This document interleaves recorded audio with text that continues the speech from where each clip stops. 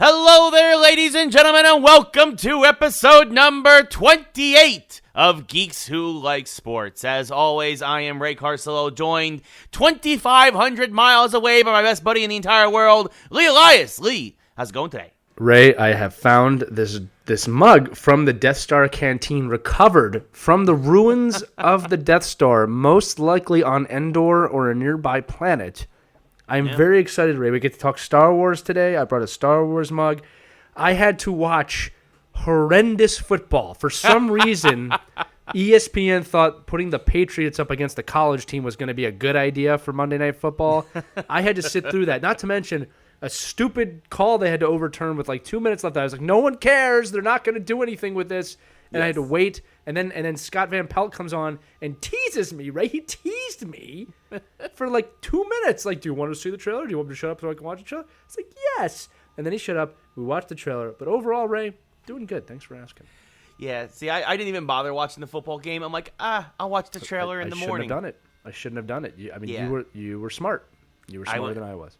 Went out with some friends last night. I was like, the Jets and Patriots, this is going to be a terrible game. But it was bad. It was bad. Oh, yeah. No, I saw the quote-unquote highlights. The highlight was Bill Belichick smiled for the first time since 1994. You know the funny thing too is that I even said to my brother, like, I was like, I could just wait 10 seconds, it'll be on social media. But no, I watched it on TV because I kind of had nothing else going on. But I was like, oh man, it was a bad game. We'll get to that in the sports segment. Yes, yeah, we're gonna have lots to talk about in the sports segment. We got a lot of great stuff talking about today: football, baseball, hockey, and yes, basketball tips off tonight. We are recording this on the 22nd of October. It's a Tuesday. So basketball officially kicks off tonight. So we have lots of sports stuff. XFL schedules released. And also we have a great mashup for you guys with, as always, we're going to be talking about some GMs and common characters. It's going to be fun. GMs and owners. Yes, GMs and owners. Yeah. But that is all later in the show. As Lee alluded to, we're kicking things off with Star Wars. It's the big news in geekdom today. The new trailer was released, finally teasing Episode 9, which comes out December the 20th. We are less than 2 months away, as we just mentioned the calendar, from that releasing. Lee, as the resident super Star Wars fan, although we're both big Star Wars fans, but obviously you trump even my fandom with that. I appreciate that, Ray. Yeah. What were your initial impressions of the final Star Wars trailer? Like first impressions, or what are my impressions? Give me both. Give me your first impressions, right. and then now that you've had a day, like a night to sleep on it, what do you think of it? So my very first impression was, wow, that didn't do much for me. Okay. It was a good trailer, but this is the impression I got. Like, wow, that really didn't tell me much. They teased a couple things, and I'll get into that in a minute, but it didn't give me much. And I was like, okay. And I'm used to. I remember when The Force Awakens came out. That trailer was epic. I was like, oh my god, this is amazing. Star Wars is so great. And even the Last Jedi trailers were really, really good. Yeah. Then The Last Jedi came out, and it changed everything. Yeah. And then Solo didn't do awesome, even though it's a great movie. So now you kind of watch these Star Wars trailers with a little bit of like, oh god, okay, don't screw this up, right? And this is what I came to the conclusion of, is it was just a little bit meh. All right, it wasn't horrible, it wasn't great, just didn't give me anything. And then I realized this is good. This is good because they're not telling us anything, okay? And this is J.J. Abrams, which means nothing you see in these trailers is probably real anyway. All right, and it's edited in a sense that you don't know what's going to happen, and that's exactly what I want. This is what we know. We know that probably every character ever is going to come back in some way or form in this film. Yes. We know the Emperor's back. We know that's happening. Vader is going to have a role in this. His breathing is all over the trailers. I don't think that's fake. Okay, but there's no answers. Just that, listen, we learned from The Last Jedi. We also learned from Avengers Endgame. We're just going to fan service you because you need it.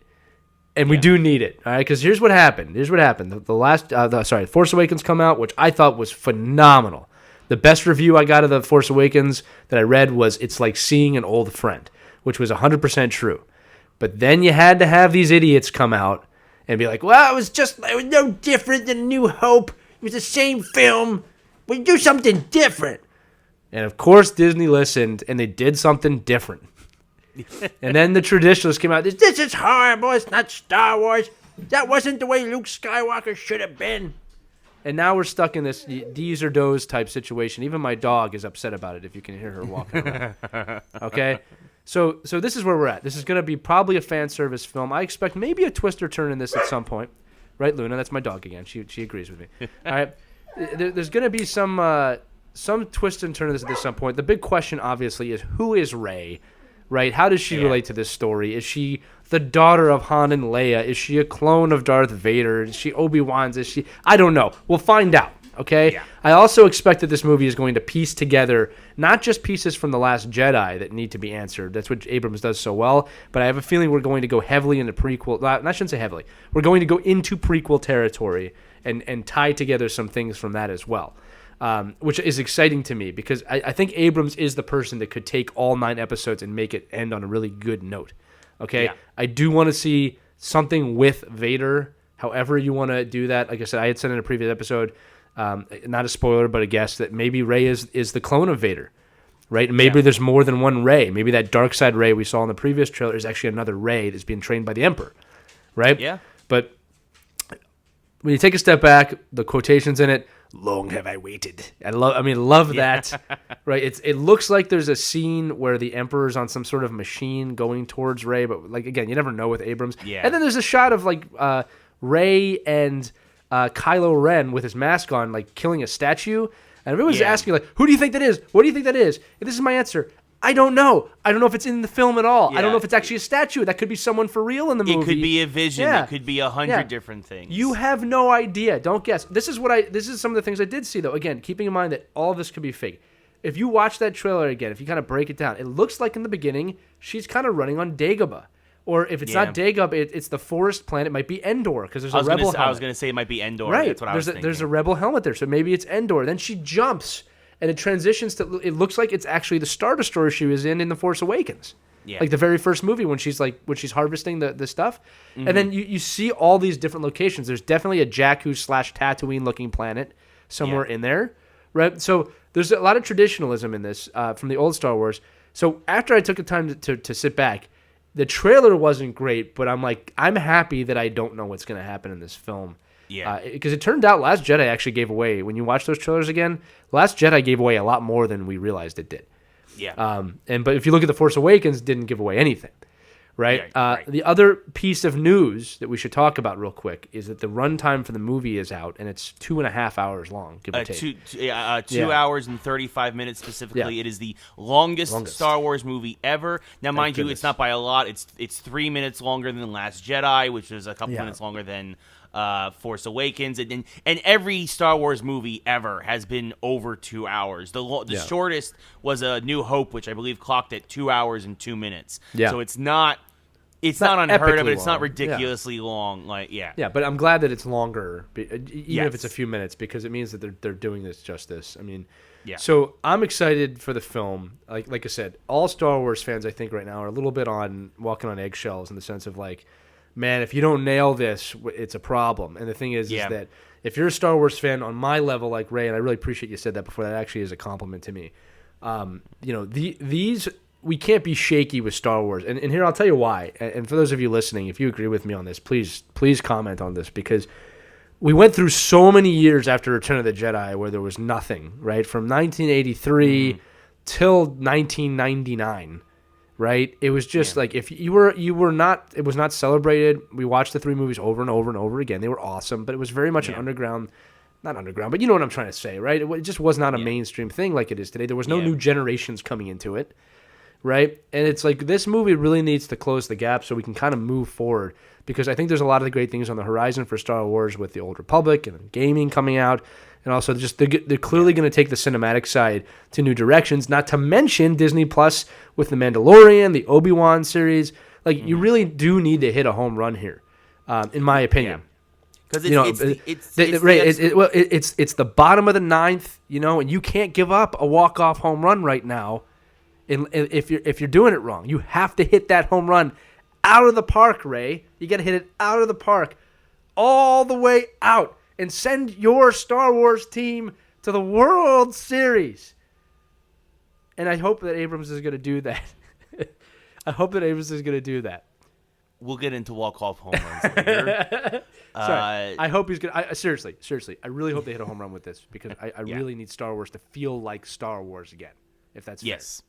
Right. Yeah, I mean, no, it's true. I mean, this is going to be the exclamation point on what is really turning into the season of Star Wars. You mentioned, what's it, Fallen Jedi, right? Fallen Jedi, Fallen Order? Fallen Order, yeah. Fallen Order is going to be coming out for video game consoles like only a couple of days after Mandalorian hits for Disney+.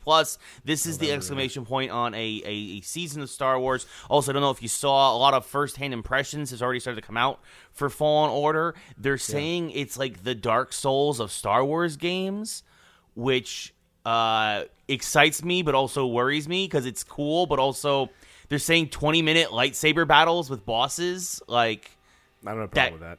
I don't either, but it's gonna be really, really interesting to see how that translates. It's gonna be a bit punishing, like they said it. Like when you go to a save point, all the stormtroopers will respawn. You only have so much health or back to tanks. Like there will not be any regenerating health. You have to This was the problem with the Force, not the Force Awakens. Jeez, this was the problem with the Force Unleashed too. Yeah, is that it was too easy. I mean, even the Force Unleashed was kind of easy, but it was fun. Yeah. So I'm looking forward to kind of the next level Star Wars story game because Star Wars has not been doing story games for some reason. It is what it is, right? But yeah, I'm looking forward to that. I'm looking for the Mandalorian. Whenever the Obi-Wan thing comes out, I'm really looking forward to that. Yeah. As you said, I also want to say this, that I think it's a big deal that Disney has purposely not shown any Marvel trailers, specifically Black Widow, which will probably come out with Star Wars, would be my guess. All right, but they've purposely not shown that to kind of give Star Wars some runway of like, look, go get it out. You know, let's leave the hype up for Star Wars right now because that was one of the things that hurt Solo so bad is they released it at the wrong time. There were other Marvel movies coming out. It just wasn't the first choice for a lot of people to go see it. Right. Even though it was a good film. So it's a cool time. They're doing this right. It seems like they've learned. Again, like the two challenges for this film, if I may. The two challenges for this film are, can you close this cinematic series out really, really well? And also, can you make some of the gaps from other films, can you fill those gaps in? I mean, I'm specifically Last Jedi, but there's gaps actually in the original series, in the prequels as well. Yeah. Okay. And you know, there's like even gaps in The Force Awakens. And we still don't know why the saber goes to Rey. You know, we know how Maz Kanata interacts with that. So there's just a lot of cool things. And again, Abrams doesn't answer all the questions, but you know, I just hope he fills those gaps so we can move forward because I want Star Wars to feel like Star Wars again. So again, at the end of the day, the trailer wasn't bad, wasn't great. It's there. It shows us some footage. It wasn't like the last trailer where half the trailer was the old films, which I really didn't like that trailer. Yeah. I was like, I don't need you. I don't need you to remind me of episodes 4, 5, and 6. I don't need any help with that. I appreciate it, but like, you know, I don't need that. Right? I thought that was lazy as hell. Yeah. Like, but that was them saying, "Oh, but if you like these movies, no. I love Star Wars. I don't need you to reconvince me if I love it. I need you not to screw it up because it belongs to me. It doesn't belong to you. It belongs to us. Okay? Yeah. Don't remind. I thought that was a little weird, but overall, happy with where it's going. Really, hopefully they don't screw this up. I don't think they will. And like I said, I'm looking forward to Star Wars season because we're going to have talks about this from now on. A new poster came out too. Again, very traditional. Yeah. Doesn't give away anything. Has some new characters on it that no one knows about. Fine. Just Abrams, classic Abrams. I'm going to give you everything. I'm going to give you nothing. And you will sit and you will pay and you will watch this film. Yes. Yeah. By the way, they're my water just got turned off and they're undoing the plumbing outside of my apartment complex. So if you hear a lot of background noise, 8:30 in LA. You gotta love it. This is a high budget show. People need to realize that if you're listening. So your donations are most welcome. We're going to do a donation telephone drive. Yeah. On your local PBS channel soon. Yeah. We should say we did hit a milestone this week. We appreciate it. We're over 600 people likes on the Facebook page now. So we appreciate that. We've crossed 600. That's a nice round amazing. Number. So yeah. So we appreciate that. Keep sharing with your friends. Keep sharing the show. We always appreciate it. Please feel free to write in to send us comments. You know, we asked for people to comment on Joker, and we had a lot of people agreeing with us, but we had none of the detractors came out of the woodwork. Weird, so weird. Well, I mean, maybe these are our people, right? So maybe that's true. Why. You know, like I said, we might have to reach out to some of the people. Like again, one of my friends said that just it wasn't Oscar worthy, and I was like, then what is? You know, it's like, you know. If again, we'll ask the question again. If you had any problem, or if you know someone that had a problem with Joker, let us know. And like again, Ray and I want some in depth. Don't just say you didn't like it because it's trendy. Like give us a good reason. We actually want to have the discussion.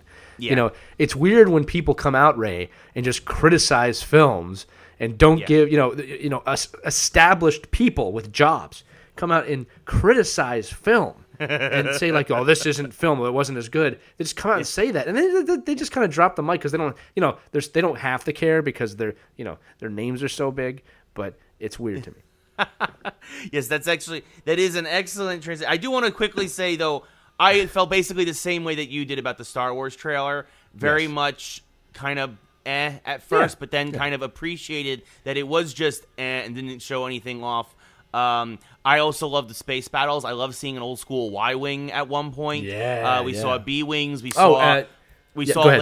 Sorry. We saw Lando piloting. I believe it was the Falcon. Yes. Classic stuff. Again, just little hints. All the Star Destroyers, the Star Destroyer fleet. Yeah. That's when I was like, oh, I mean, hopefully that kind of stuff. Yeah, that all-out battle will be in also, this film, so. The ship Ghost from Rebels was in the trailer. For those of you who watch Rebels, a little bit of a cameo there, but the ship from the animated series Rebels was in that scene with the Millennium Falcon. It was right next to it. Yeah. A little bit of fan service. You know, here's the thing. I'm a big trailer guy. I love trailers. It's one of my favorite things. But I also have to remind myself, it's not the movie. You're not supposed to give everything away. You know, it's a trailer. That's what it is. So, you know, you got to deal with that. Yeah, it's a tease. Yes. It's a bit of a tease. But yes, going back to, you mentioned all the people with the unjust criticisms of things. Our other big geek subject is, I'm sure a lot of you folks have heard by now, that Francis Ford Coppola and Martin Scorsese have come out and said that they don't like the Marvel movies. They think they're despicable and they're terrible. I just don't think that the Marvel movies are real cinema. They're killing the theaters. Yeah, that's my by the way, Martin Scorsese, I appreciate you. You are a legend. You are. But the fact that you say that the Marvel movies are doing the same thing over and over again, when you are putting out a movie starring Joe Pesci and Robert De Niro that's about the mob that is about to come out on Netflix, you are Okay. What are you trying to say? It's look. Go ahead. I'll just say it. So I mean, I got and of course James Gunn weighed in today, basically saying, basically like, yeah, but they're not meant for you. You know, like they're not. Just because you don't get it or you don't know him or you don't appreciate. I want to actually get the quote, specific quote, but So here we go. Right, were you not prepared for the episode today? I've been up since 4:30 in the morning. It's not like you showed up late or anything like that. No, I was actually up early because I've been up all night with an upset stomach because I'm starting to learn that I'm too old and can't have chicken parm at 11:30 in the morning anymore. Hey, Ray. And because Ray, cheers. 11:30 at night. Excuse me. Chicken parm at 11:30. What were you thinking, Ray? Yeah. What did you do, Ray? I tried to eat something that possibly couldn't hurt me. Yeah. What is it? It's this chicken parm sandwich. Yeah. But basically, Gunn said, like, look, the gangster movies that you guys made, our grandfathers thought were despicable and didn't get them and didn't appreciate them. And they, when they saw certain things, they thought Star Wars was boring. They didn't like that stuff. But he's like, but at the end of the day, it's like they're not. Everybody has different tastes, and just because something isn't for you doesn't make it despicable or doesn't make it less than worthy. It just means it's not necessarily for you. So I appreciated James Gunn weighing in on that. Obviously, someone who had a nice career beforehand, but whose career has really taken off courtesy of these of these films. Obviously, with Guardians of the Galaxy and now doing Suicide Squad for DC. I think he kind of summed it up perfectly by saying this. it's like the Simpsons meme, old man yells at cloud, right? Like it's yeah. Look, here's the thing. This is how I look at it, because like you and I, and for those of you listening, you might know this. Ray and I have extensive experience in film production, storytelling. Like so, like we've been in this world, all right? Maybe not on a Hollywood studio level. Ray's closer to that literally than I am, and figuratively. But we've done a lot of production. We've had to film things before. So from a pure artistic level, and what I mean by artistic is the creation of something original and film, and a tiny bit of me gets it, okay? But that tiny bit of me does not feel the need to insult or to shout out at the Marvel films or pop culture for that matter, which has always existed. So what I'm saying is, like, if you're saying that it's killing the theaters, Marvel movies are not killing the theaters. Okay, what's killing the theaters is technology, and no one wants to spend $25 a person to go to the movies anymore. That's what's killing the theaters. Yeah. Okay? And it says a lot that people are willing to spend that much money to go see the Marvel films because they don't want to feel like shit when they leave the theater. Yeah. Okay? They want to be entertained. They want to feel good. That's just the culture we're living in right now. And people who want to see artistic films, guess what? There's nothing wrong with that either. I'd rather watch that in the security of my home on my gigantic television in my living room now.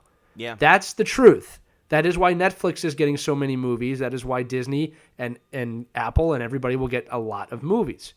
Okay? But killing the cinema? I mean, first off, these are beloved stories of people that we grew up listening to. So if you're going to tell gangster stories like Ray just said, it's the same thing. Okay? Yeah.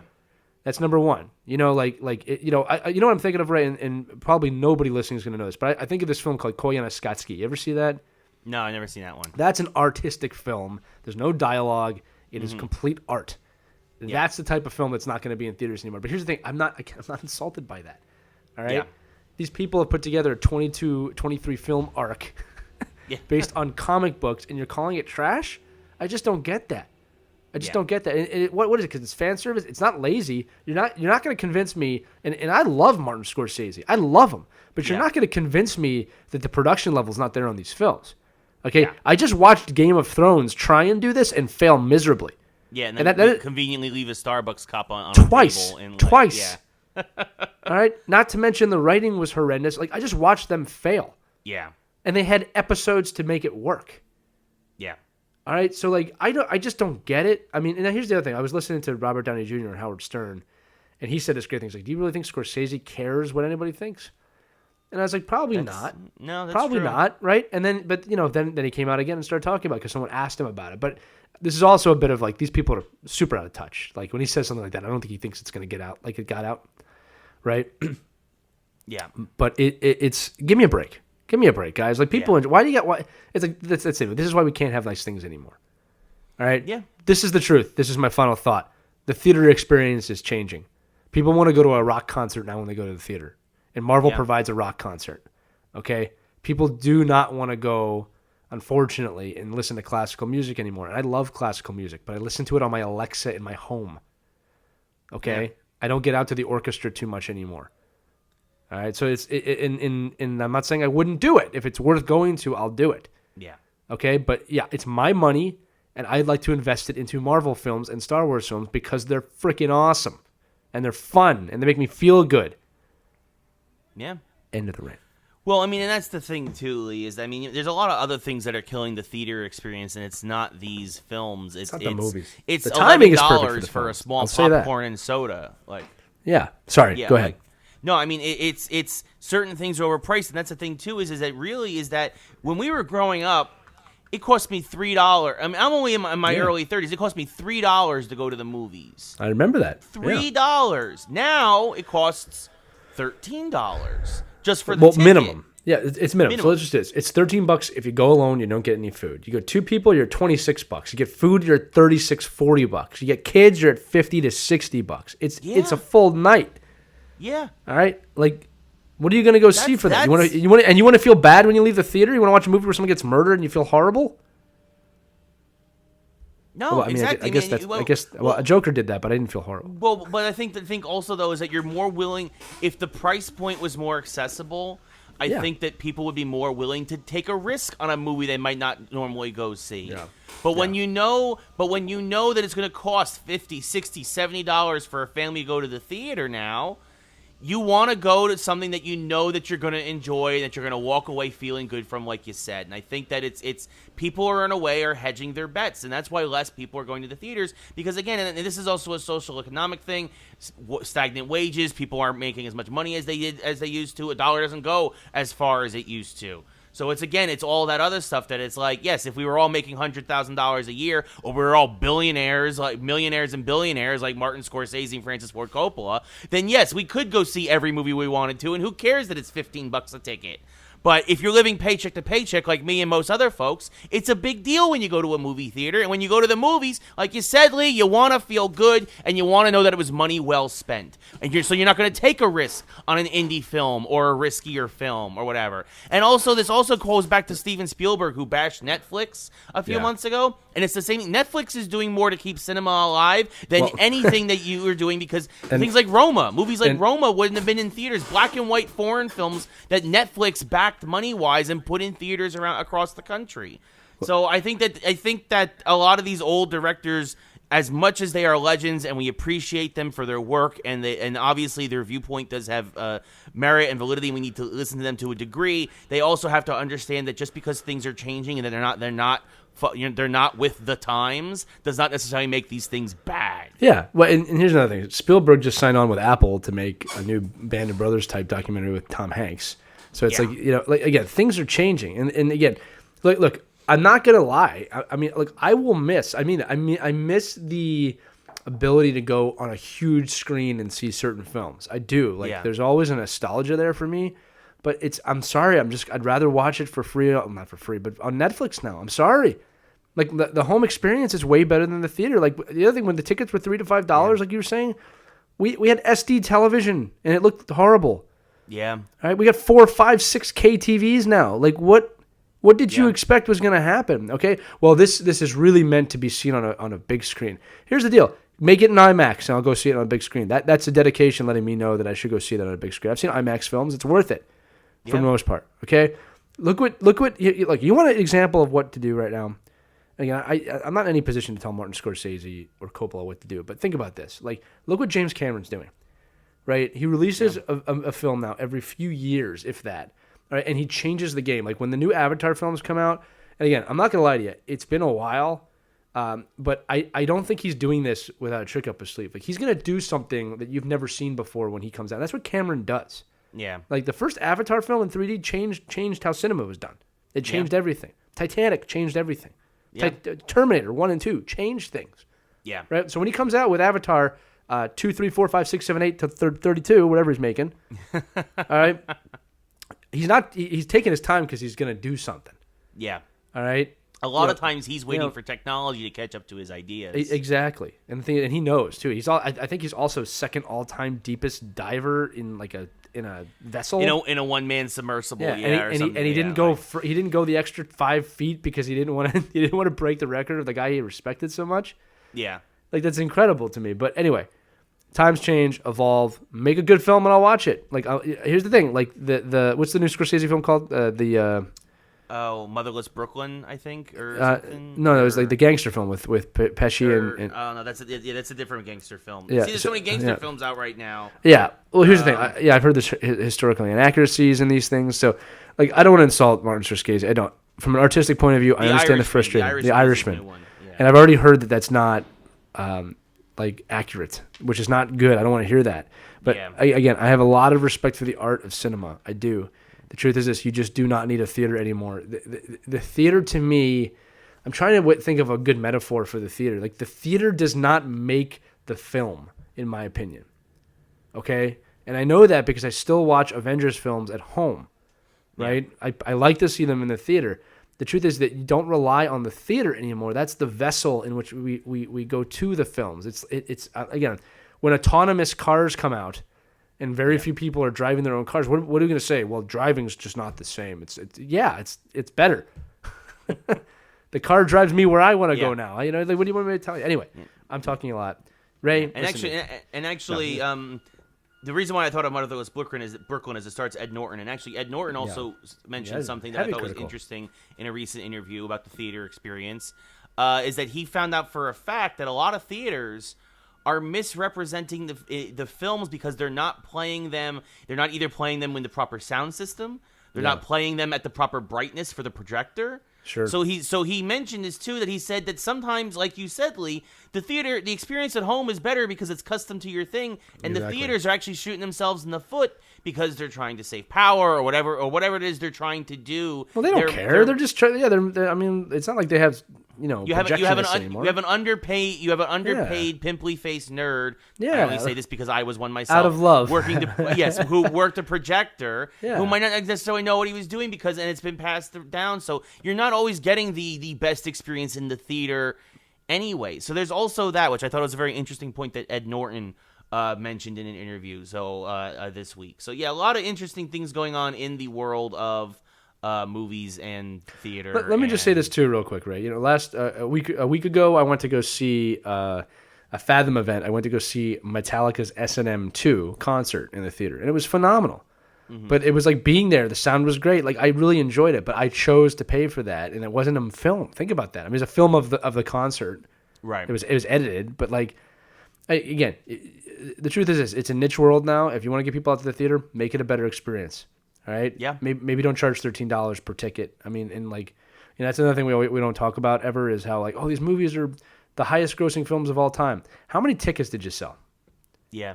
How many tickets did you sell? Yeah, because I'd love to know that. Like, how many tickets did Endgame sell versus how many tickets did E.T. sell? Yeah. All right. Because we never talk about that because it's probably not close. Yeah, we only talk dollars and cents. Yeah. So. I mean, if you think about it, like you just said, every Endgame ticket is 4 tickets back in the 80s. Yeah. Think about that for a minute, So anyway, disappointing to hear some of our beloved directors say that.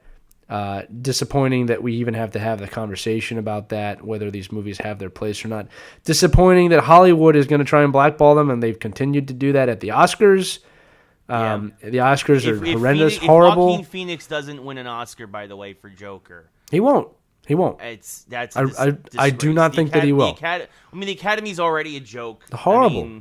As soon as they got into politics and public perception and got away from film, it became horrible because it's like some of the decisions being made at the Academy now are not about the film. Yeah. You know what I mean? Award shows decide. I'll decide which films get awards. Joaquin Phoenix gets a Geek Sports Oscar. Yes. We're going to give away the Vaders. He gets a Vader for that. There we go. Oh, there, I like that. I like that. We'll create the Vaders. Yeah. Yes. Oh, very good. It's not very good? The Empire. All of my New York teams. Every one of them, Ray. Every single one of them. They're all terrible. Well, they're all terrible. They're not terrible. They lost. Every one of them lost. The Giants are terrible. Yes.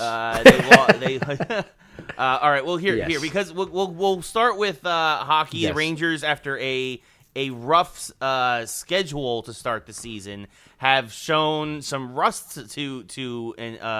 as a result of that, and have dropped a couple of really tough games to Washington. They dropped one to Vancouver, gave 3 early goals, came back to lose 3-2. A lot of guys are underperforming. Guys like Chris Kreider. This will probably be his last year as a Ranger if he doesn't Cried or die. Yeah, he's what a disappointment.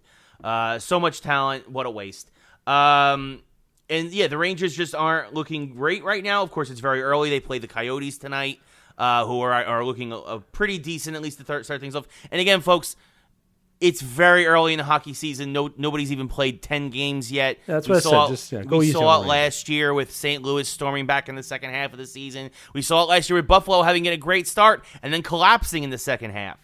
You don't know what to say. But as somebody who's looking for something right now in New York sports, it's disappointing to see my Rangers not doing great. What about the other teams? Oh, wait, the Devils aren't even doing good either. The Devils, no, and we lost to the Devils. Yeah, that's the thing. We were the Devils' first win this season, so that was really a punch in the gut. But yeah, no, it's so it's been rough sledding so far. Yeah, So that sucks. But So the Rangers are okay. The Giants are horrendous. the Giants are now 2-5 after dropping a game to the Arizona Cardinals at MetLife Stadium. The Cardinals are better than anybody thought they were going to be. To be fair, the Cardinals are now 500 at 3-3-1. That division in the NFC West is stacked with the Cardinals, the Niners, the Rams, and the Seahawks, all with 500 or better records. Unbelievable. Whereas the NFC least is absolutely terrible. The Eagles got their butts kicked by the Cowboys. Pummeled by the Cowboys. Yeah. After the Cowboys got embarrassed by the Jets a week earlier, who in turn got absolutely obliterated by the Patriots this week. Yeah, it's just really bad. We'll talk about that quickly. It's a horrible game. Yeah, the Giants played actually pretty decent. They got it close. It was 24-21 at one point, but the defense of the Cardinals, they were just coming in with different blitz packages. And Jones again, he looked like a rookie. Didn't know where the pressure was coming from. Some bad turnovers, lost a couple fumbles, threw another pick. Again, that fumble problem, it was a problem in the preseason. It's been a problem so far in the beginning of his career. It's something he's got to get under control in the offseason. He's got to figure it out. But Saquon Barkley came back, had a touchdown, looked pretty good. The Giants started to get a little healthy this week, but again, still, so did the Cardinals, and the Giants dropped a heartbreaker to Arizona 27-21, pretty much ending the season's over now for sure for the Giants. Washington lost again in an ugly game, 9-0 to the Niners in the rain. Although it was very fun to see the guys slip sliding around on a water slide. I don't know if you guys saw the highlights of that. And the Jets. I want to bring up the Jets game real quick because not only was it one of the worst losses I've seen in an interesting horrible. 33-0. Horrible. Sam Darnold must have forgotten that he had the ESPN mic on this game because he is going to be haunted by his comment. Who are you going to call? About seeing ghosts for probably the rest of his career as he threw 4 interceptions and lost a fumble. Horrible. And the Patriots obviously jumped right on that. Van Noy immediately after was like, man, he said that? Yeah. He's like, well, man, I mean, that just shows how good we're playing right now. And yeah, I mean, you guys should be afraid of us, and people should be. The Patriots defense is right now shaping up to be a historic defense. Great. Yeah, I know. Awesome. And they traded, and they got better today. They traded for Mohamed Sanu as the Atlanta Falcons begin their rebuild. 2nd-round draft pick goes from the Patriots to Atlanta. Of course, that'll be probably a late 2nd-round pick because I don't see the Patriots. The Patriots are obviously making the playoffs. We'll see how far they go, but they're probably going to win it all again. But they're at least in the playoffs. They are the favorite to win the Super Bowl right now. Yes, exactly. Yeah, exactly. So Atlanta's rebuilding because Atlanta looks horrible. The Rams, St. Louis, the Los Angeles Rams destroyed Atlanta this week. It was an interesting week around the NFL. The Baltimore Ravens, Lamar Jackson looked like a world beater, tore apart the Seahawks. It was still a very close game, but he single-handedly carried Baltimore to a win. Lee, what are you? I'm just rambling here, kind of recapping everything in NFL. What are your thoughts? Because it was for me, it was rough. It was rough to watch. outside the bad play calling once again and the bad officiating. Oh God, yeah. let me tell you about this call down in Houston. Oh man, the Colts beat the Texans, but this game was turned around on a single play. Watson was basically doing his trickery, like most scrambling quarterbacks, was moving around in the pocket. A guy had a hand on him, looked like he was starting to wrap him up, but Watson got the throw off for a touchdown that would have given Houston a 10-7 lead late in the second quarter. But the refs decided to blow the whistle because he was in the grasp. Oh, yeah. Goes down as a sack. Houston kicks a field goal, never quite recovers. The Colts go on to win that game in an important divisional game. God, the refs are awful. They are so bad. The NFL's got to figure out what they're doing with that because it's becoming a problem. It's not becoming a problem. It is a problem. Overall, it was a weird weekend. Eagles were on Sunday night, and they got pummeled. They got pummeled by Dallas. Dallas was clearly ready to play, clearly wanted the game. The Eagles did not look ready to play that game. I don't know how else to describe it. They did not wake up. Our O-line looked horrible, and now it's beginning here. I can see it in the Philly press of what's going on in the locker room. What are people saying about Carson Wentz? What is going on with Peterson? It's just you got to be careful you don't fall into quicksand here because like we're not out of the playoff hunt here right now with the way our division is, and that's very true. You got to push through these games. You got to start winning, but yeah, I believe that's 3 losses in a row, and yeah, it's time to wake up. Time to make some changes. The O-line needs to be back. We're also extremely injured, and we don't have a lot of depth. Yeah, like I said, Nelson Aguilar is terrible. Yeah. Well, listen. Here's the deal. I'm not trying to make excuses for the Eagles, but like when half your starters are out, you're not going to be great, and that's the situation that they're in right now. And they came into a team that was determined in their home turf, and they won. When it comes to Monday Night Football, what a horrendous broadcast! What a horrendous game! I don't know why they thought that was a good game to have on. I mean, Tom Brady embarrassed that team. Their defense, the Patriots' defense, was superb. As you said, Ray, it was an embarrassing game to watch. It was like watching a college team play an NFL team, the best NFL team. And again, the only thing, I mean, the thing is they had to bring the Star Wars trailer in just to get people to watch it, if they even did. Even the announcers were a little over the top with that game. It's like, okay, guys, what are you doing? Like, you know, Joe Tessitore and Booger McFarlane are the worst broadcasters in Monday Night Football history. Oh, it's hands bad. down. I thought Witten was bad last year, but Booger's even worse. And Joe, I love Joe for a lot of stuff he does. Like he's a great boxing broadcaster and stuff. But like, I can't watch Monday Night Football with the volume on. I can't. But it's it's just like impossible. You when you're trying to make an unexciting game exciting, it's very obvious. Yeah. Like you're better off just being realistic and saying, you know, wow, this team is really getting outmatched tonight because they're not ready to play this team. Like I'd rather you just be realistic. Yeah. You know, I remember one point like I screamed, "What a superb defense by the!" I was like, yeah, no, we know they're playing the Jets.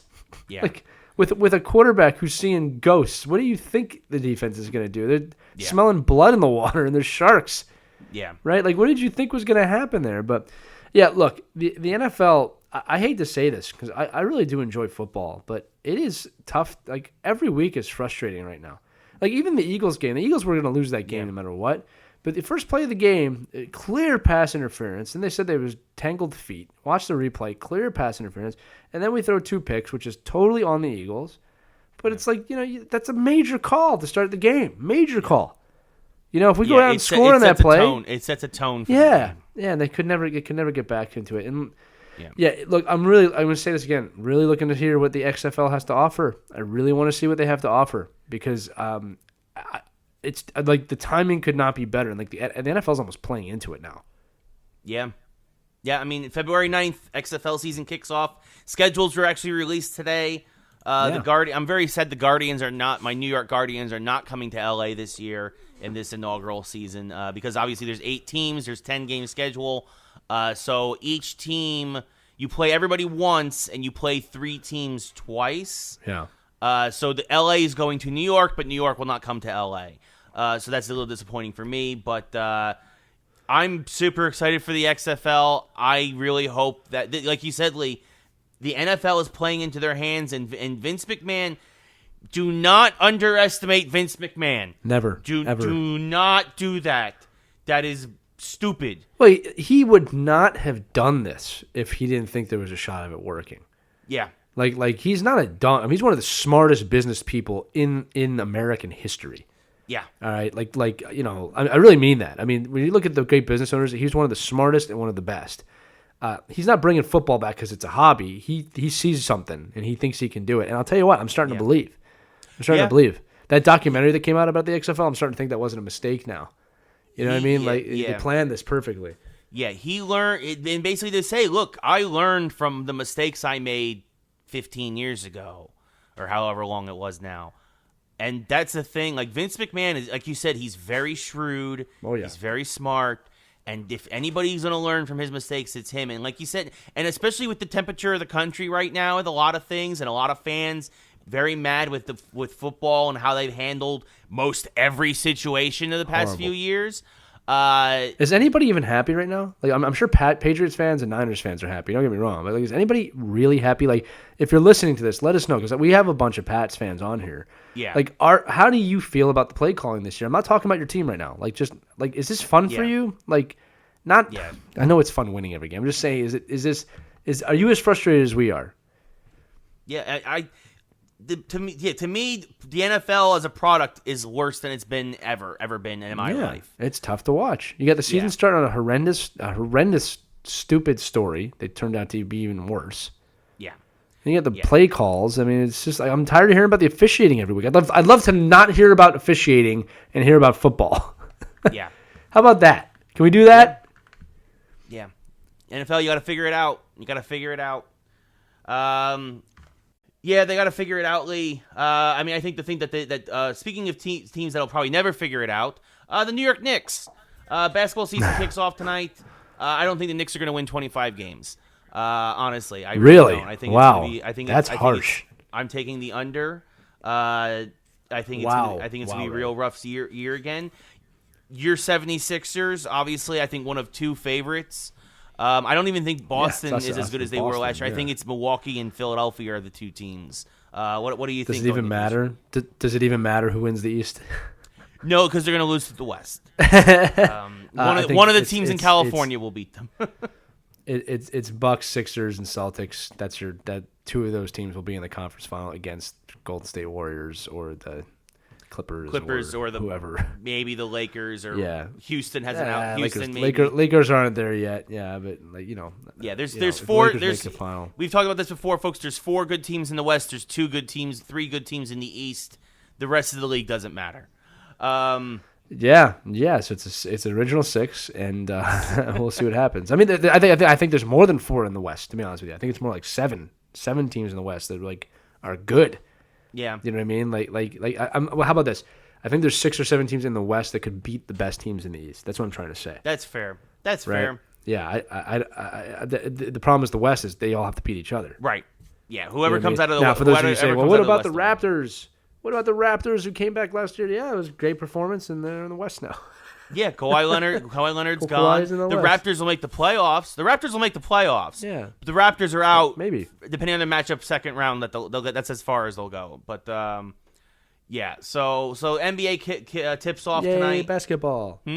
Yeah. Yeah. It just. Listen, yay, basketball. Listen, I love going to basketball games. I actually enjoy the environment, but I don't watch a lot of them because it's just. I'll wait till the end of the season until it gets close. That's just how I am with it. The league lacks parity. We talk about this a lot. The league lacks parity. And it doesn't lack it. It doesn't have it. Yeah. Well, and I think that's part of the problem with football right now too. Is that as great as the NFL's lacking parity. Yeah. This is the least amount of parity we've seen in a long time in the NFL, and you can see how important it is to a league to have that. So listen, when you're playing 16 games. You're playing 82 games, 100 and whatever games, it's a little different. Yeah. You're playing 16 games, you need parity. Yeah. No. Why would you go watch the Redskins right now? You wouldn't. Why would I go if I was even if I was a fan? Even if I was a fan of the teams, why would I go? Why would I pay to see that right now? Yeah. Right? Like it's tough to pay to go to the Eagles right now. And they're losing. Yeah. But why would I pay to see that team right? Why would I pay to do that? I don't know how the NBA does it, honestly. No, same thing. Why on earth would I go see the Knicks?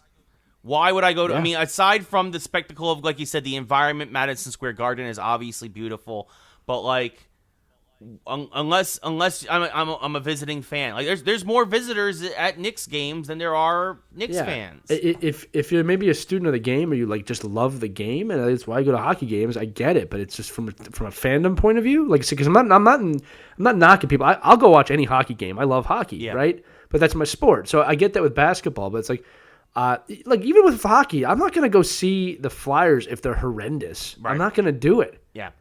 Unless they're playing a really good team, right? That I want to see the other team. Anyway, I mean that's why when the Lakers come anywhere, it's a sold out game every time. Yeah, exactly. They're the Yankees of the NBA basically. And speaking of Yankees, we'll wrap on another one of my teams who broke my heart this week. Oh boy! Oh my God, that was rough for me to watch for you. Yeah, the Yankees. Honestly, the Yankees could have won this series. But a series of bonehead plays, of bonehead moves by our bonehead manager, Aaron Bonehead Boone. I don't get it. I get it, and also I've had people come up to me and told me. My buddy Seth Everett told me on Twitter. He's like, "Well, you expect it? It's not the era of Billy Martin. The manager doesn't have as many decisions anymore. He's a puppet for the front office." And I'm like, "Well, then fire Brian Cashman too. Brian Bonehead Cashman should be fired also then, because like this team a puppet for the office. Come on, like yeah, I don't agree. I don't even agree with that. No, I don't agree with that either. But here's the thing though. Putting CC Sabathia, who was a liability you knew he was playing hurt, over somebody like Luke Voigt or Mike Ford, some of our hottest hitters going into the end of the season, keeping them off the ALCS roster for a pitcher to have one last inning as a swan song. I'm sorry, I love CC as much as anybody else, but that's how you lose. That's how you lose a series. Yes, you're not playing to win. Yeah. You're putting sentimental garbage over winning. Yes, and I'll tell you this: as a sports coach, I will tell you that you have got to be cold. Yeah, like look at the Patriots. Look at like you think that Belichick. I've read books about this man. He doesn't. As soon as the season ends, you're expendable unless your name is Brady. That's it. You're expendable. And Brady will be one day, too. Even then, he wanted Brady to go. He wanted Garoppolo to be the quarterback. Yeah, and again, Brady will go one day when he's not able to do what he does anymore. Okay, but in the meantime, like, no. Like, everyone's expendable. And the thing is, you want to play the sentimental game, you're going to lose. You're going to lose. Because here's the deal. I love sentimental stuff, too. Okay, like, I get it. But I want to win. All right, and the truth is this: CC Sabathia is not 2009, 2010 CC Sabathia. No, that is we know that. Unfortunately, he doesn't get to play that last inning. That's how careers end sometimes. Yeah. All right, you just gave up the World Series, or chance to get to the World Series, we should say. Now, I will say this: that the walk-off homer was, and I'm ready. These are going to be painful memories. Was very reminiscent of when Johnny Damon hit a grand slam in Game 7 of the 2004 ALCS. It felt that way, even though that play didn't end. It did, but that play wasn't the last play of the game, but it did end the game, right? No, it broke the Yankees back. Yeah. People giving Chapman crap for smiling, and I'm like, dude, he's clearly devastated. And that was just his reaction, was to have a smile on his face, but it wasn't. It clearly wasn't a real smile. Like it was. I can't believe this just happened. It was one. Exactly. It was like, oh, I can't believe I just did that. Yeah. What did you want him to do? What do you want him to do? Like you want him to stomp on his feet? Like that was almost worse than that. Like in terms of he was hurt. But Houston prevails. They're going to the World Series against the Nationals. I will give a prediction that Houston will win that series in 5 games. I think it's going to be a great series. I think it's going to be a long series. Mm-hmm. I think that, if anything, what the Yankee-Houston series proved, and I'm so happy, is that super bullpens are super bullshit. You need... we got to get that on a T-shirt for you. Yeah. You need starting pitching to win championships. This has been true of baseball for literally 100 years. Agreed. Verlander, Cole, Greinke versus Corbin, Scherzer, and Strasburg. It proves that starting pitching, a starter that goes 6, if not 7 innings or more, is what you need to get through the playoffs. And even Sanchez in Washington, which is why I think that they might do what they did against St. Louis, and they have Anibal Sanchez pitch over Corbin and have Corbin out of the pen or be the Game 4 starter. I think that Verlander is not as good as he's been in previous years. Cole is lights out. Yeah. I think that Games 1 will go to Houston. Game 5 will go to Houston when Cole pitches. I think this could easily be a 6 or 7 game World Series, and I am going to lean towards. I'm gonna go Houston too. Let me tell you why I said Houston. Let me tell you, because they've been there and they've done it, and the Nats have never been there, and that's the X factor for me. I'm not taking a shot at the Nats. Yes, my Philly fandom doesn't want them to win, but I'm looking at this. It's good baseball. You have good matchups. One of these teams has won before, and they know how to do it. Yeah. So I look for the Nats to actually win that first game, possibly just because of excitement. Mm-hmm. But I could be very wrong here. I hope I am. I'm always for 7-game series, but I just think Houston's going to beat them. And I think it's going to be. I think Houston will win too, but I think it's going to be a long series. Yeah, good. Yeah, and I hope. Like I said, I'm not afraid to make predictions like this. Like I said, because I could be wrong. Because I think also what helps Houston, and I think people forget this, not only the experience factor, but this is very true in baseball. The worst thing that Washington could have done was actually sweep the Cardinals. Yeah. Because they've had a long layoff, they've had a long rest, and I think that rust, especially in Game 1 tonight, because we're out 12 hours before we're recording. About 11 and 12 hours from now. I think that the rust will hurt Washington a lot, especially in Game 1. Well, and here's the other thing too is that it's just tough to explain because people are gonna think I'm being a little funny here, but I'm not. Storylines play a lot into this. Destiny plays a lot into it in terms of like how a team feels. That's directly in how I work in that field. And here's the things: the Nats' big focus right now, at least publicly, is we did this without Bryce Harper. I'm seeing a lot of that, which is not good. I hope the team is not using that because it's not good motivation. Because if your why is we made it to the World Series without Bryce Harper, and you're going against a team that's God wants us to win, we just hit a walk-off homer against the Yankees, and we deserve this, you're going to lose. All right, that why your why is very important in these games, especially in a game like baseball where focus is there. So I believe that Washington, D.C. is very excited. I believe the Nationals deserve to be there, but the why has got to be bigger than, we did this without Bryce. And like I said, Bryce Harper, by the way, being a gentleman about it, saying that, hey, look, I'm a Philly now. I'm really happy for the guys I used to play with that I know, but I don't play there anymore, Yeah. It was the right answer, yes. Do I think he's hurt? Yes. I think he's devastated about it. I think it hurts a lot, and I think he'll use that and watch out for the Phillies. I was going to say, real quick, as a Phillies fan, I'd be happy about this, yeah. I am happy about it. Number one person in line to be our manager right now, Ray. Do you know who that is? No. Joe Girardi. Really?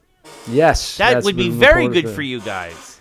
Yes, so that is being reported as the front runner right now by our local news. I don't know if it's true or not, but I would have no problem with that, and I'd love to have him here. I've heard Girardi was in the running for the Phillies and also the Mets.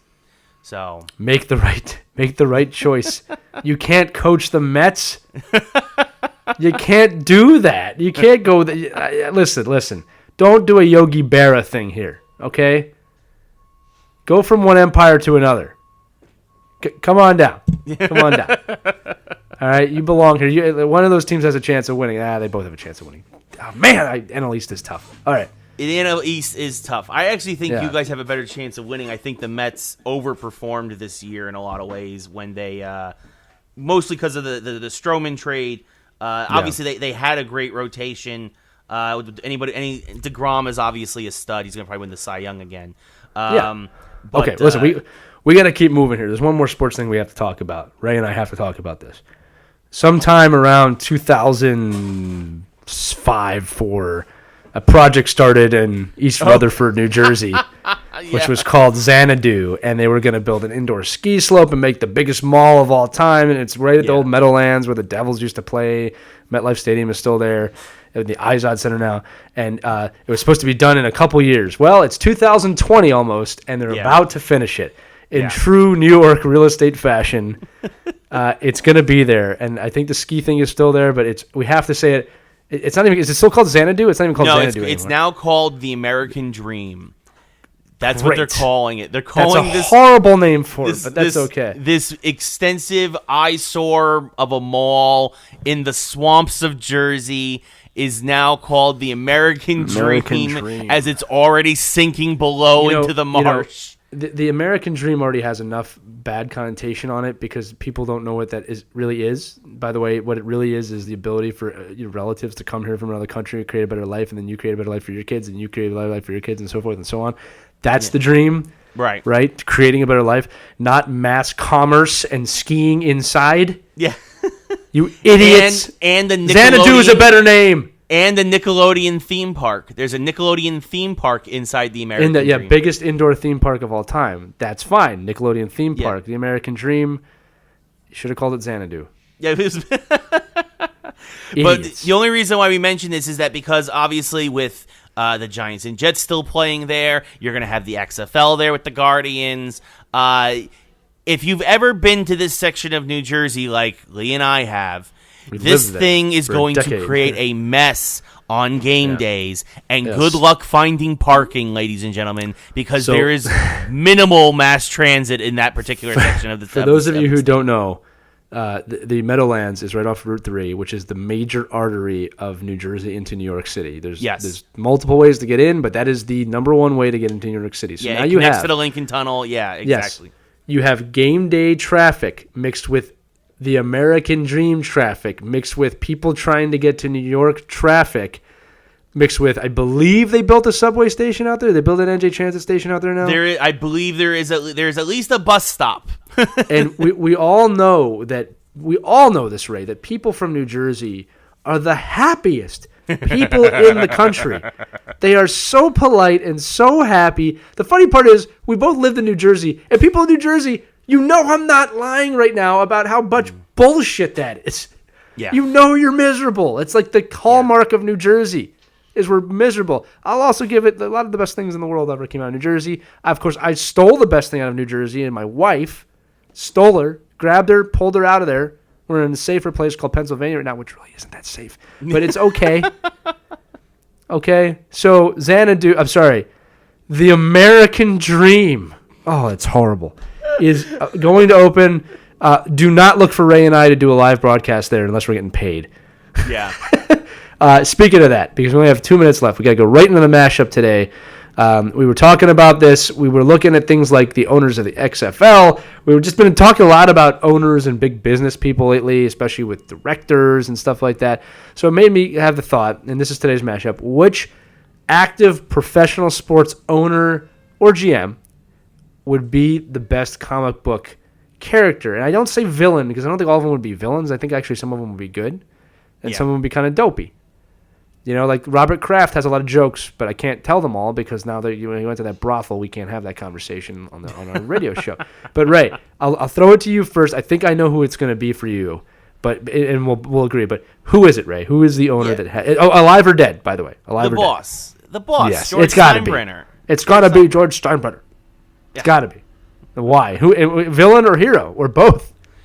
Both. That's the thing. He's both, right? I know, he starts he really as a villain, is. But he becomes a hero at the end because, Steinbrenner from the 70s and 80s, who was actually banned by baseball, who was suspended by the league and could not go to his own home games for like a year and a half.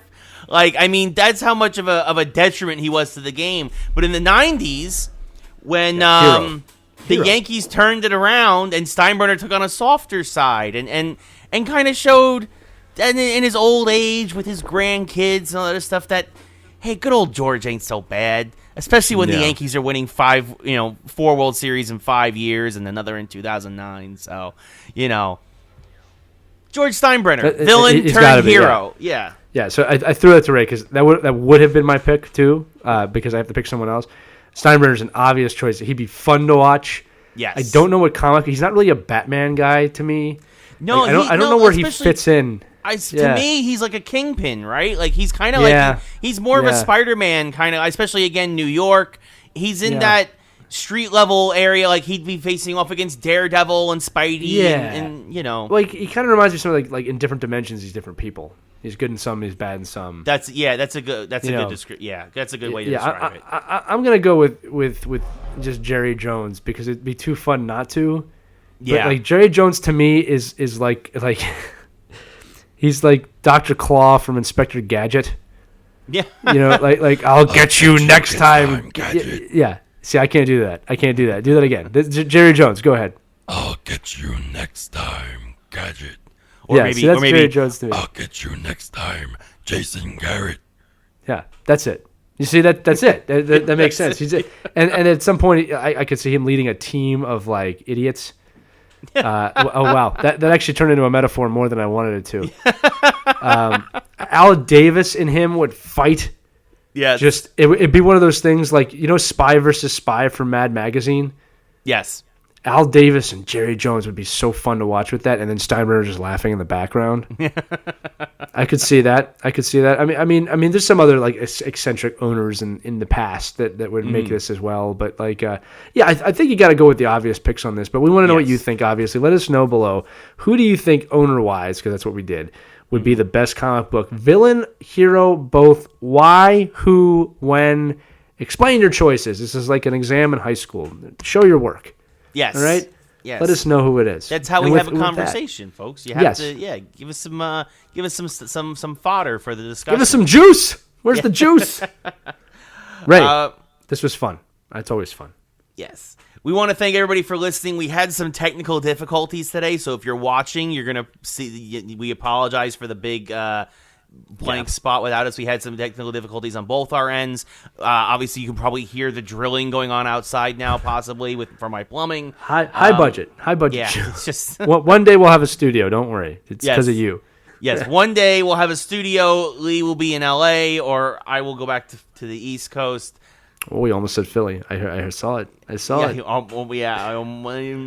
listen, we can go to the American Dream now. Oh, God. Horrible. Maybe we can get a secret elevator and like a Batmobile thing that goes underneath the metal. Oh, we can't go under the metal. We'll just fly in a helicopter. That's fine. Yeah. It's fine. Yes. Anyway, folks, let us definitely, obviously, comment on the show, comment on all the highlights, email us, geekswholikesport@gmail.com. We want to know what you guys think. What do you think of the Star Wars trailer? What do you think of Martin Scorsese's comments? What do you think of what's going on with the football season right now? What do you think of the XFL? Chime in on the mashup. As always, you can listen to us wherever podcasts are heard, but especially iTunes and SoundCloud. We appreciate everybody who listens and tunes in. We appreciate everybody in the group. We're up to over 600 people. Share it with your friends.